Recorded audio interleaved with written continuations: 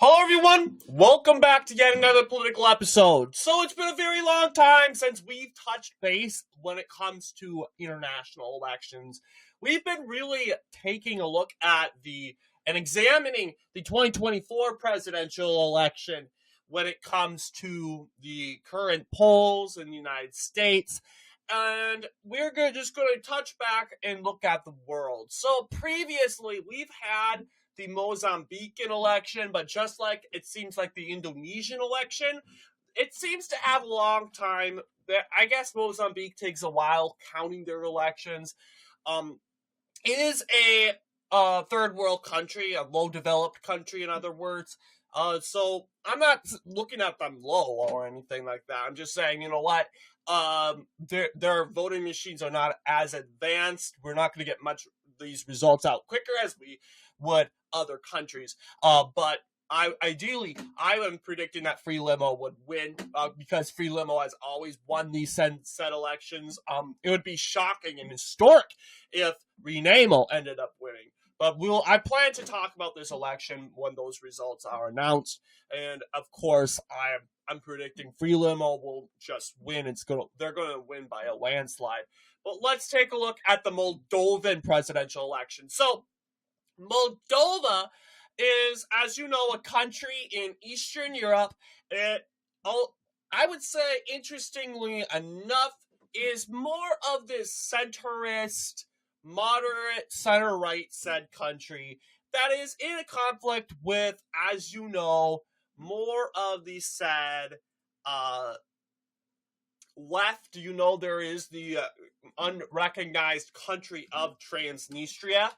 So let's see, Transnistria. Here we go. Transnistria, an unrecognized state in Europe, and this was a country that, a quote country that succeeded from I want to believe this is Transnistria right here. It's added in this election here.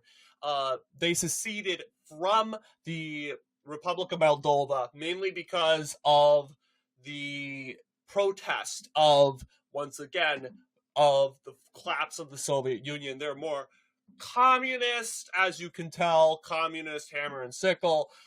They are very pro-Soviet Moldova, and they sort of want this bring back this previous Moldovan autonomous Soviet Socialist Republic or something sort of like that.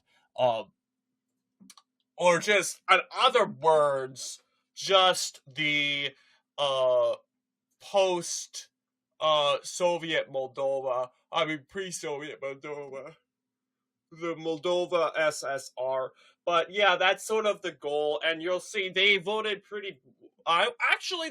You'll see it's more the said red over here that mainly voted down in the south, that voted for the socialist candidate, for Alexander Stoilangolo. I don't know how to pronounce your name, but he's from the PSRM, and that is a far left political party that really looks back to that pre-Soviet times, the Soviet Moldova times. Well, you got President Mala Sandu, who is incumbent right now, and she's independent. She comes from more of a conservative political party, though. And that is the PAS, and that is the Party of Action and Solidarity. That's more center-right, and it is more European Union, foreign interventionalist, pro-European Union, etc., etc. And I would say, as you know, in the United States, it's kind of the opposite. The left in the United States, the Democratic Party, they're more pro-European Union. Well, I would say European Union, pro-NATO, pro-foreign involvement. Well, the Republican Party, the GOP, and the center-right, they're more isolationist. They don't want to get involved. This is the opposite. You'll see center-right in Moldova, led by the PAS. There are more foreign involvement. As you know, they're more on the Ukraine side. while the left, the PSRM, is clearly on the Russian side. You'll see. The election was described as a choice between the West and Russia, with Sandu representing the pro-European Union side and Stoyanoglu the pro-Russian side. So looking at the first round of results, it's important to note and recognize that, yes, there's going to be a second round, November 3rd, just 2 days before our presidential election. You guys got to give us, if you're a conservative from Moldova, please, we have been rooting for you, for your Mia Sandu against this Soviet socialist aggressor.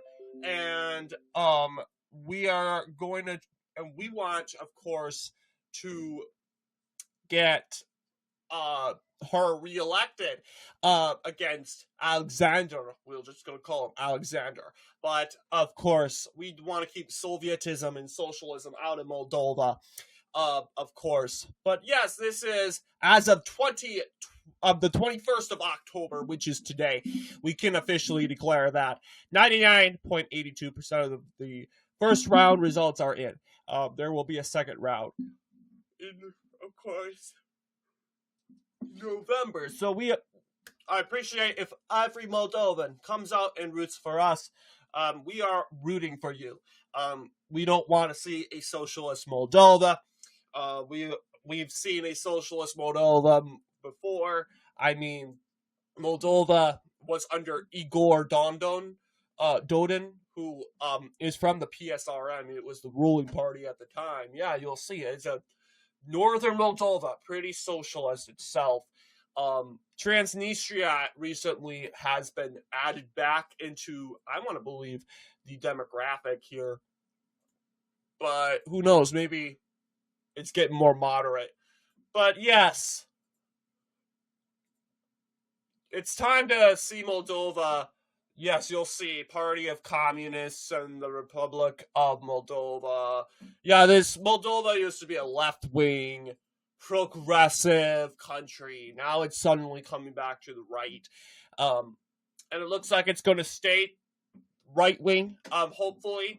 But yes, looking at the results, mainly central Moldova is conservative, as you'll see. And a lot of my channel members who are American will say, no, it's not conservative because foreign interventionism isn't conservative. Well, to a point it is. We got to remember, American conservatism is anti-foreign involvement, pro-isolationism. That is American conservatism. But European conservatism seems to be neocon.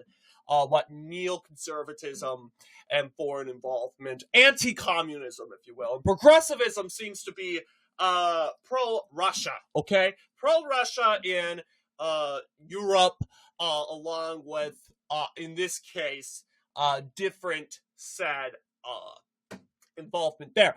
But looking at this current, yes, you'll see Sandu has definitely performed this year. Abroad, I did mention I was going to look at the abroad election results, but here's the thing, though. Moldova doesn't add the Wikipedia maps. I can look, but obviously, we've only done the Russia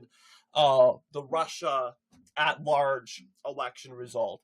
But for the abroad or Russians abroad, where the countries of the world, Russians around the world get to vote, but that's the only real abroad one we did. But I don't know if Moldova is going to do one. They did, but Wikipedia, they really do lack on that.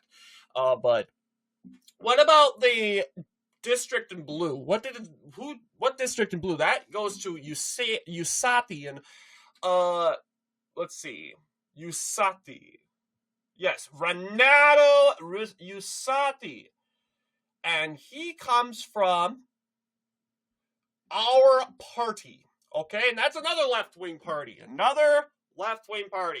Okay, and he has been eliminated.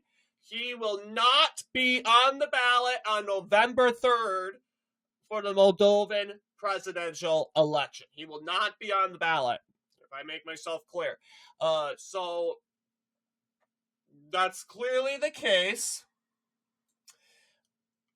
But yeah, you'll see pattern-wise, Transnistria surprises me most of all, because Transnistria has always been this pro-Russia, pro-Soviet, and that makes sense because Russia has went more right-wing lately under Vladimir Putin, where socialism isn't really their biggest thing. It's more of their own Russophilia type of ideology.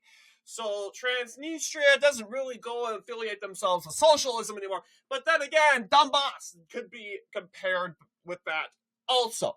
They were formerly socialist, but they're not real. They don't talk about it much anymore, and that's sort of thing with Transnistria. Sure, Transnistria still has the hammer and sickle on their flag, but I don't think that's going to change regardless. That's pretty much the symbol and heritage of their said land, as they would definitely argue that to you. But yes, who do you think's going to win? Well, Mia Sandu won the first round, and it says here, Sandu winning the first round with 42% to Stoyanglow's winning 26%. Okay, so I am expecting Stoyanglov to gain a little bit more, because part of the reason was Renato Usati. He ended up taking a lot of progressive votes from Stoyanglov, if you are unaware. He is obviously he is progressive. He is left wing. Adding other political parties too, like Party of Communists, Vasily Tarlev, and I'm expecting, because you got another left wing party, Irina Vla, independent. Okay, Ian Chuko, who is from the Party of Development and Consolidation of Moldova, which that is a center-right party, but it underperformed. It didn't really do as better as the left-wing parties. So it does make sense why, as you know, Sandu is winning over a 10-point double-digit margin against Alexander Stoyanglov. Mainly because, of course, all these left-wing progressive parties are taking away from Stoyanglov. But now with these left-wing progressive parties out of the picture, Stoyanglov could officially give himself a pat on the back and say, hey, you know what? We are on the right track. We are going to try to unite the progressive base, and we're going to beat the Madam President. And something for Mia Sandu to be worried about. 2020, I don't know. Yes, she did win. I don't know, did she win the first round, second round? Yes, there was a first round, second round, etc. I wish there was the first round of results.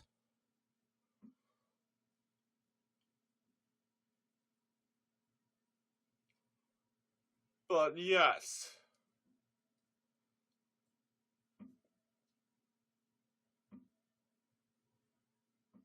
Second round.